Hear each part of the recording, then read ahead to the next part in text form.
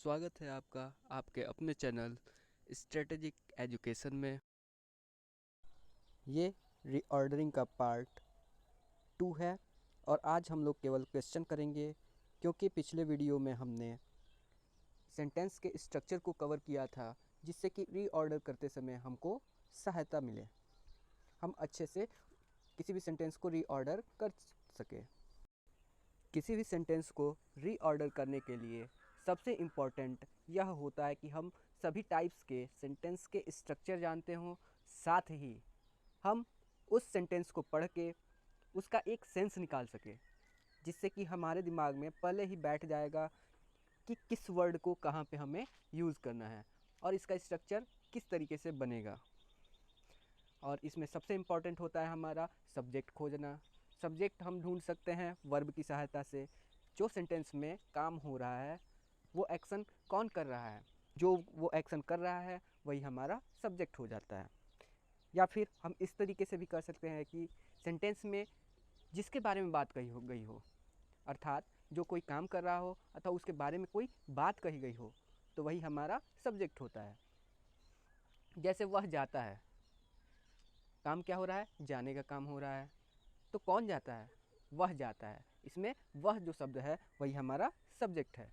वैसे ही अगर हम बात करें वह छात्र है, तो इस सेंटेंस में बताया जा रहा है वह के बारे में कि वह कुछ है, वह एक छात्र है। तो यहाँ पे किसके बारे में बताया गया, वह के बारे में, तो वह हमारा सब्जेक्ट हो जाएगा।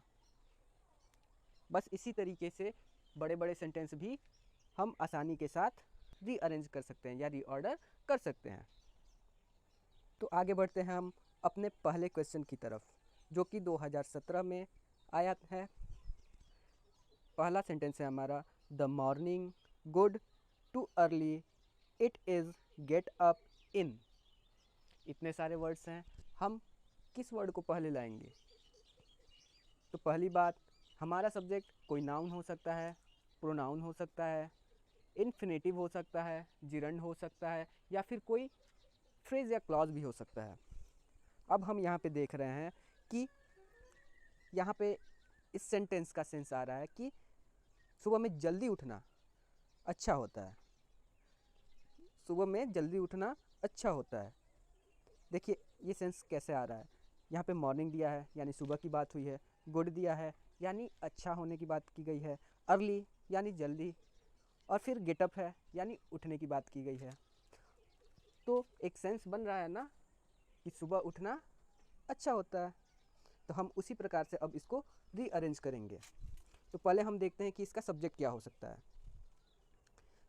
तो यहाँ पे हमारा एक वर्ड मिल रहा है द मॉर्निंग और इट, दो वर्ड है जिनको हम सब्जेक्ट के प्लेस पे रख सकते हैं। लेकिन इस सेंटेंस में किस वर्ड को हम रखेंगे ये कैसे पता चलेगा? तो इसके लिए पहले हम अपने दिमाग में मॉर्निंग को सब्जेक्ट के प्लेस पे रख के सोच लेते हैं, मॉर्निंग इज़ गुड, मॉर्निंग अच्छा होता है। क्या मॉर्निंग के बारे में हम बात करेंगे? नहीं ना। यहाँ पे हमारा इट आएगा, जो कि इंट्रोडक्टरी इट होता है, इट। उसके बाद हमारा वर्ब आएगा, इट इज़। फिर हमारा गुड आएगा, इट इज़ गुड। आगे इन्फिनेटिव आएगा, to get, to get up early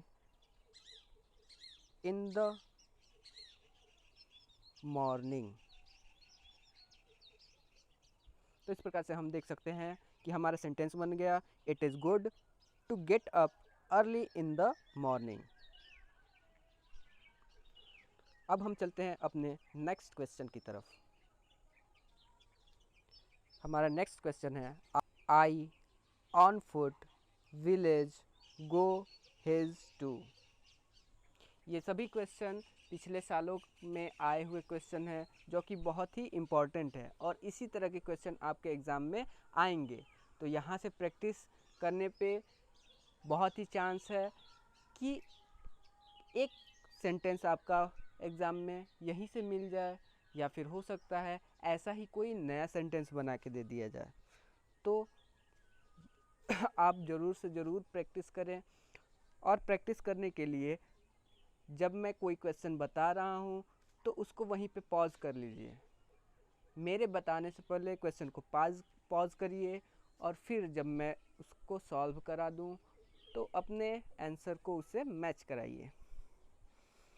तो हम बढ़ते हैं अपने नेक्स्ट क्वेश्चन की तरफ। I on foot village go his to. हमारा वर्ब है गो। जाने की बात की गई है। किसके जाने की बात होगी? विलेज की होगी या आई की होगी? विलेज की तो होगी नहीं, विलेज तो उठ के जा नहीं सकता, तो जाहिर सी बात है आई की हुई होगी। आई गो। अब गो के साथ हमारा प्रीपोजिशन आता है टू। I go to. और वो प्लेस आएगा कहाँ? कहाँ जाता हूँ मैं? Village. I go to village.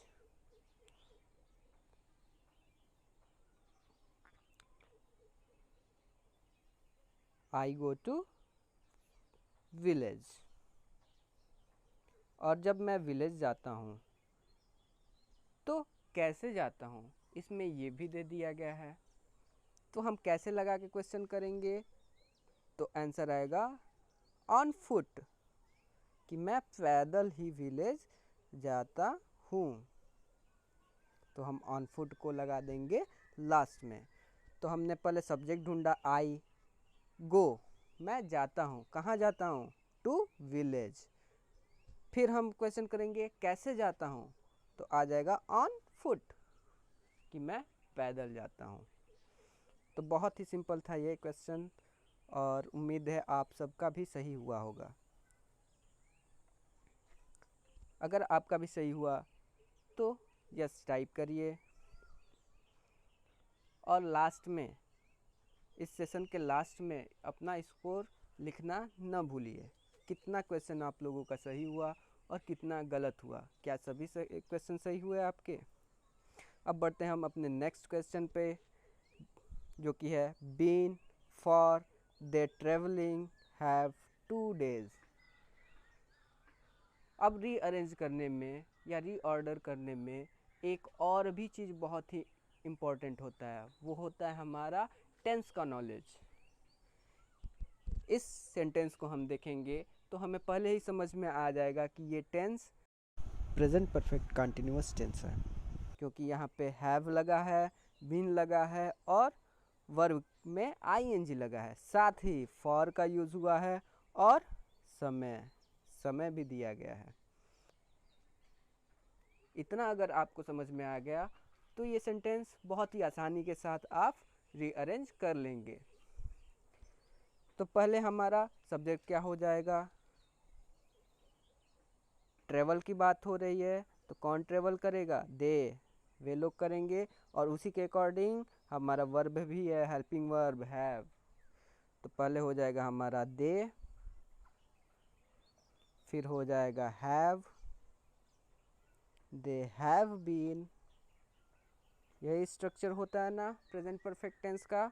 They have been travelling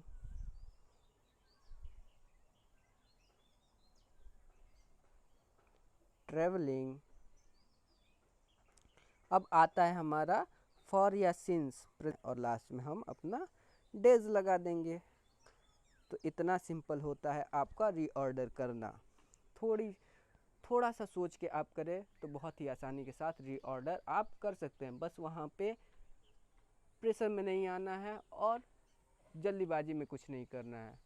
थोड़ा सा सोचेंगे, सेंस लगाएंगे, क्या सेंस बन सकता है इस सेंटेंस का, और बस एक क्रम से लिखते जाएंगे, आपका हो जाएगा। सबसे पहले सब्जेक्ट ढूंढना बहुत ही इम्पोर्टेंट है, और सब्जेक्ट आपका मिल जाएगा वर्ब की सहायता से, हेल्पिंग वर्ब की सहायता से। उम्मीद है आप लोगों का भी आंसर यही आया होगा। अब हम आगे बढ़ते हैं अपने नेक्स्ट क्वेश्चन की तरफ।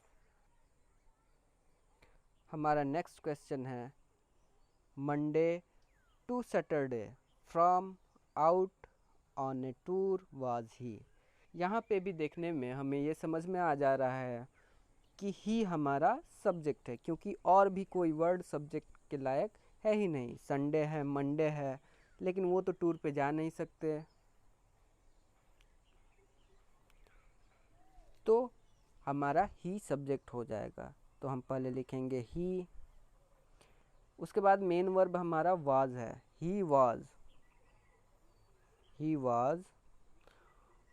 और टूर पर जाने के लिए हम क्या लिख देंगे, out, he was out on a tour,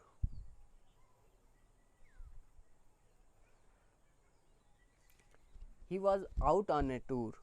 अब आता है कब से कब तक, दिया गया है यहाँ पे फ्रॉम और टू करके संडे और मंडे को दिया गया है। तो हम तो इसको किसी भी तरीके से लिख सकते हैं कि फ्रॉम मंडे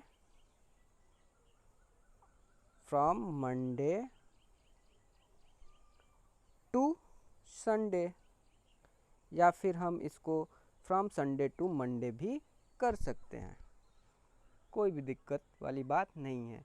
चाहे मैं सोमवार से रविवार तक टूर पे जाऊं या फिर रविवार से सोमवार तक जाऊं, कोई भी इससे फ़र्क नहीं पड़ने वाला है। दोनों ही स्थितियों में हमारा सेंटेंस सही होगा। अब हम बढ़ते हैं अपने नेक्स्ट क्वेश्चन की तरफ, जो कि है my taught to swim me brother how. अब यहाँ पे हमारा सब्जेक्ट क्या हो सकता है, हम देख रहे हैं टू स्विम एक साथ है, यानी कि ये इन्फिनिटिव है।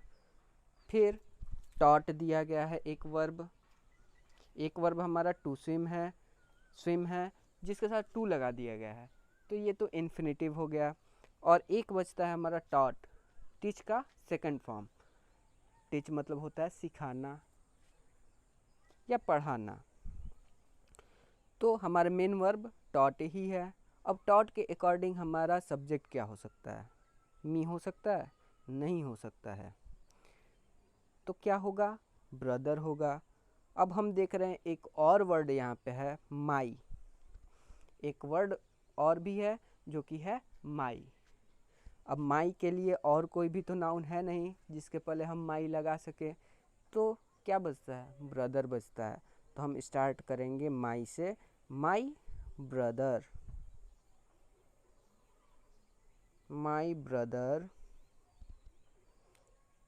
टॉट, मेरे ब्रदर ने सिखाया।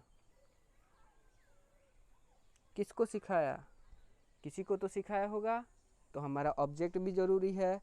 तो ऑब्जेक्ट को हम सेंटेंस में किसको लगा के क्वेश्चन करके पता कर सकते हैं। तो किसको अगर हम लगाते हैं, किसको सिखाया, तो यहाँ पे आंसर आ रहा है मी, मुझे सिखाया। टॉट मी, क्या सिखाया। तो अब आगे लिखेंगे हाउ टू स्विम,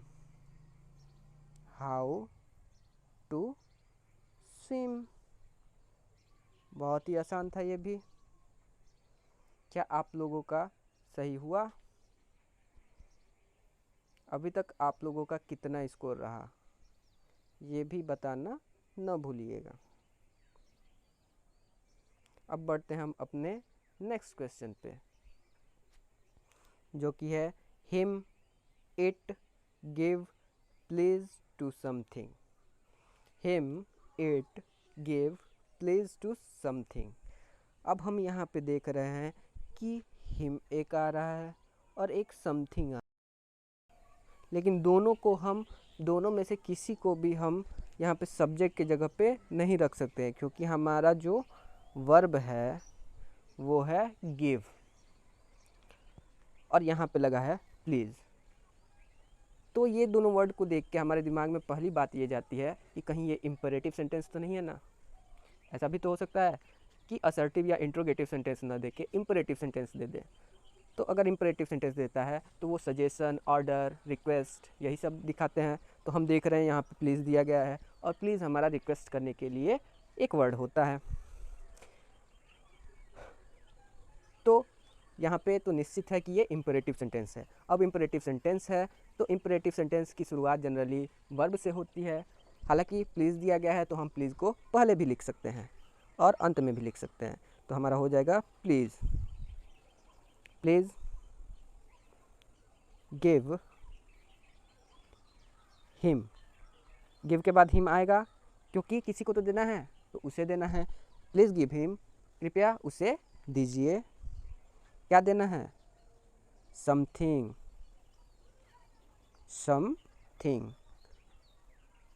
फिर किस लिए देना है तो वो हो जाएगा टू इट, टू इट। तो इस तरीके से ये भी क्वेश्चन हमारा हो गया और ये भी बहुत ही आसान था। तो आज हमने इतने क्वेश्चन किए। अगर आप लोगों की इच्छा हो तो मैं एक और वीडियो रीऑर्डरिंग पे लेके आऊँगा, नहीं तो नेक्स्ट वीडियो हमारा किसी अदर टॉपिक पे होगा और हम उसी की प्रैक्टिस करेंगे। आप सबके लिए ये 4 क्वेश्चन हैं जो आपको अपने से प्रैक्टिस करना है। और अगर ना हो ये 4 क्वेश्चन तो यूट्यूब के इस वीडियो के कमेंट बॉक्स में आना है और कमेंट करना है कि कौन कौन सा क्वेश्चन आपका नहीं हुआ। अगर कोई भी नहीं हुआ तो अगले वीडियो में मैं इन 4 क्वेश्चन और 3 पहले पार्ट में जो 3 क्वेश्चन थे मैंने आप लोगों को करने के लिए दिए थे, उसके आंसर, उसका सॉल्यूशन लेके मैं एक और वीडियो बना दूंगा। आप लोग कमेंट करना ना भूलिए।